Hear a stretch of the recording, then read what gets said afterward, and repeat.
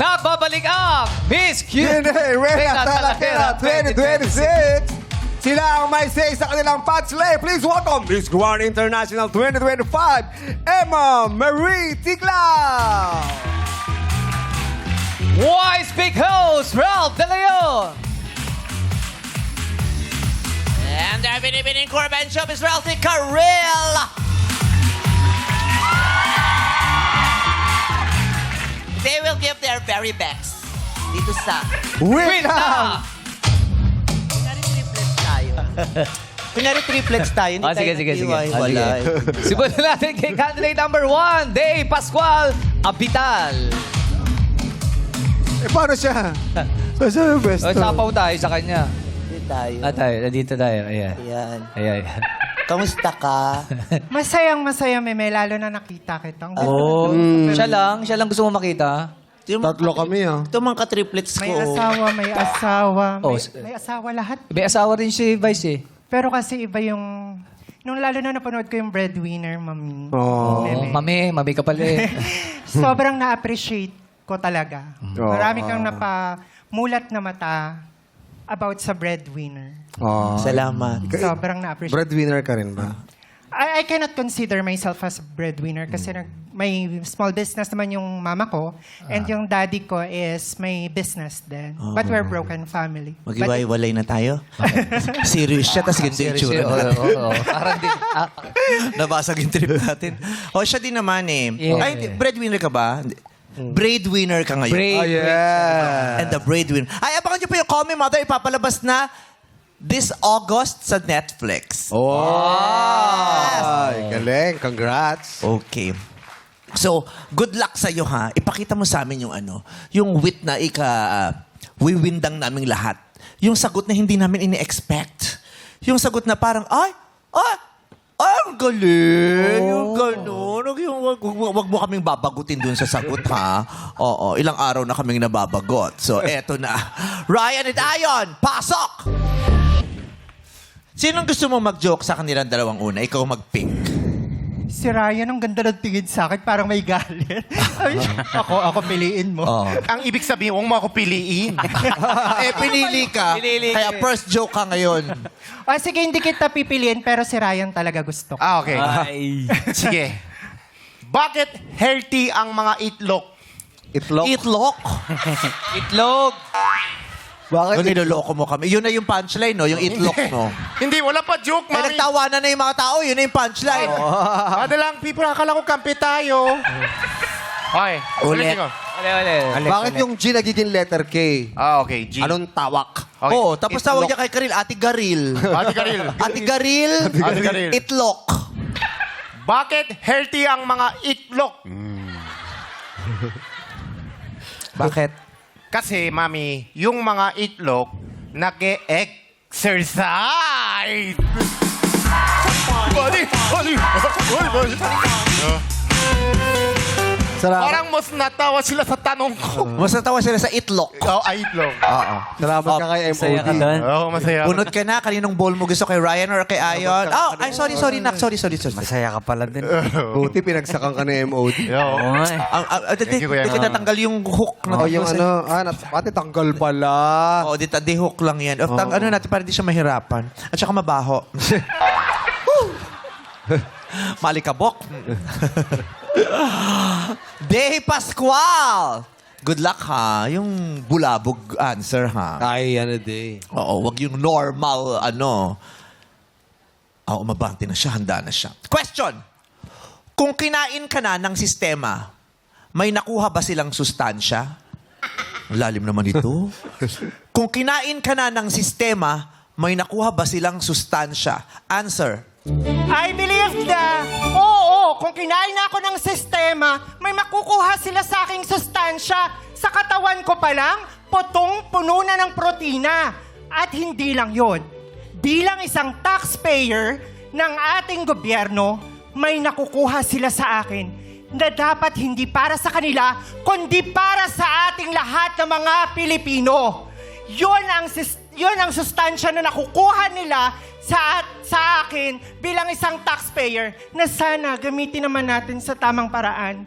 Kayong mga nasa gobyerno, dapat Kayo ang tumutulong upang mabuhay ang mga Pilipino. Hindi kayo ang dahilan para mamatay ang mga Pilipino katulad ng baha, gutom at malnutrisyon na dapat pinopondohan galing sa nutrisyon ko, nutrisyon ng bawat taxpayer na Pilipino. And I thank you. Thank you, candidate number 1, Day. Tawagin man si candidate number 2, Beshi. Ang imong ang beshi na manginginom. Kay Anjowa na baldog. Ayan. Okay? Ryan! Ayan, pasok! Wala ka ng choice. Ikaw na magjo-joke ngayon. Anong tawag sa malungkot na baboy?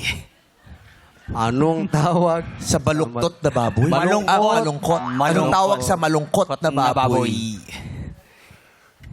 Pigsad? Ano? Pighati. Big hati. Okay. Congratulations. Kalahati Bunot ka lang. kanina mo gustong bumunot. Parang na... May hangover ka ba? Parang na ano kasi siya. Wala namang. Oo. Parang ang dami mong abiryang kinakaharap. Beshi! Tsaka ang tamad, no? Sumali ng contest, ang pangalan niya lang Beshi. Wala ko pilito. Di ba na nag-isip man lang ng pasabog na pangalan yung mga... Di ba? Yung mga bakla kung ano-ano mga ginagawang pangalan. Lahat ng mga pangalan ng mga milyonaryo sa Correct. Pilipinas, pinagsasama-sama. Stage name, di ba? Oo. Ikaw, ano ni? Sali ka, opo. Anong pangalan mo? Beshi. Beshi, ha?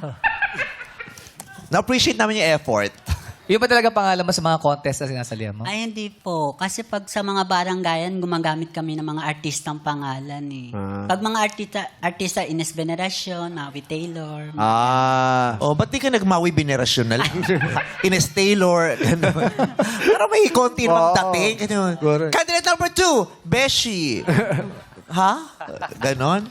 Ha? Wag Sige sa natin, inyo. baka magaling sumagot. Okay, galingan mo ha. Mukhang may chance ka kasi nahirapan yung ulo. Okay, Beshi. Kung binabalot ka ng kalungkutan, pwede ka bang ipangregalo? Kung binabalot ka ng kalungkutan, pwede ka bang ipangregalo? Answer.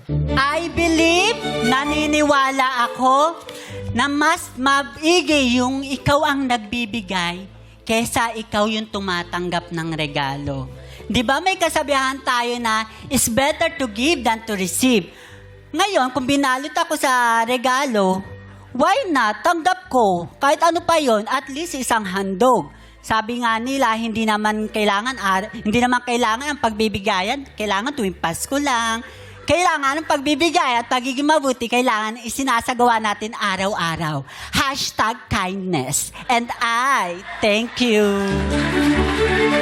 Thank you, candidate number 2. May mga kausap ka sa inyo sa bahay? Wala. Maaga kang gumigising eh, no? Oo. Tapos bumibili kasi siya ng gamot agad. Arnes, Nautusan kasi agad Arnes nakipagkwentuhan siya sa... Oo, may banding sila kahapon. Sumali ng Miss Q&A, tapos nakipagkwentuhan lang sa camera. No? Parang, At ngayon namin natin komento ng ating mga hurado. Simulan natin kay Hurado Emma Ticlao. Hello, madlang people! Okay, dito tayo kay Day. Day, nung sinabi na kinain ka na ng sistema, iba-iba lang tayo ng interpretation doon. Siguro iba lang din talaga yung pag-interpret mo sa naisip ko. At first, medyo struggling, di mo alam kung saan mo dadalhin. Tapos siguro, punesto mo na lang doon sa nangyayari ngayon. Ginamit mo na lang siguro yung platform na meron ka para ipahatid yung mensaheng gustong ipahatid ng ibang mamamayan, no? Pero sana lang mas nakita namin yung wit. Kasi parang mas masarap pakinggan yung may konting experience ka na sinama doon. Halimbawa, kinain ka ng sistema, may makukuha ba sila sa'yo? Ang hinahanap ko lang sana yung lesson mula sa'yo, yung natutunan mo sa buhay. Because 39 years existence, so for sure maraming lessons kang pwedeng mabigay. Yun lang sana yung hinanap ko. Thank you. Thank you, Hurado Emma Ticlao. Pakinggan naman natin ang masasabi ni Hurado Ralph De Leon. What's up, madlang people? Thank God it's Friday kasi andito na naman tayo sa Miss Q&A and syempre weekly finals na bukas. Yes, weekly finals na bukas. So, tinan natin today kung sino ang papasok. So, Beshi, naramdaman namin talaga na mabuti yung puso mo. Na sabi mo naman sa Madlang People din na very generous ka. Gusto mong ikaw yung naghahandog imbes na nagre-receive.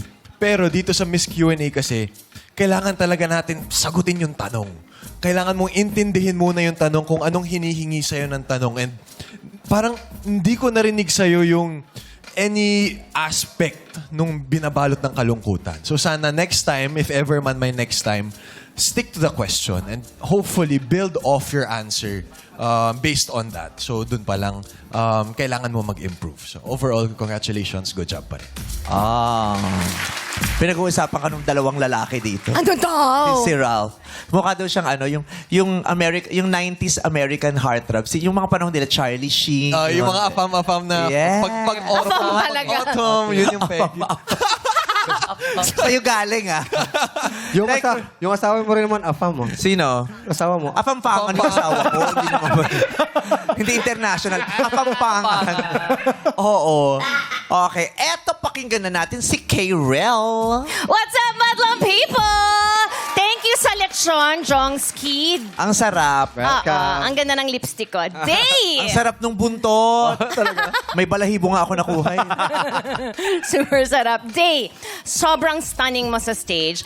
Na-pressure ka ata ng kaunti kasi ang homework mo, kailangan mabulabog kami. Pero nahanap mo naman yung footing mo and meron kang pinaglalaban at yun nalalaga ang ginawa mong sentro ng sagot mo. It's a current trending topic, very, very relevant.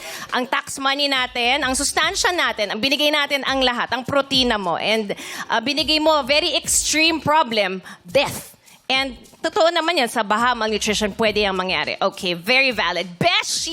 Sabi mo, BIR, baby, I'm ready. Pero today, parang pira-piraso lang yung binigay mo sa amin. Alam ko, marami pang nasa loob mo. Ibigay mo pa yan. Be more ready, be ever ready. Okay, good luck sa inyong dalawa. Naging baterya ka tuloy.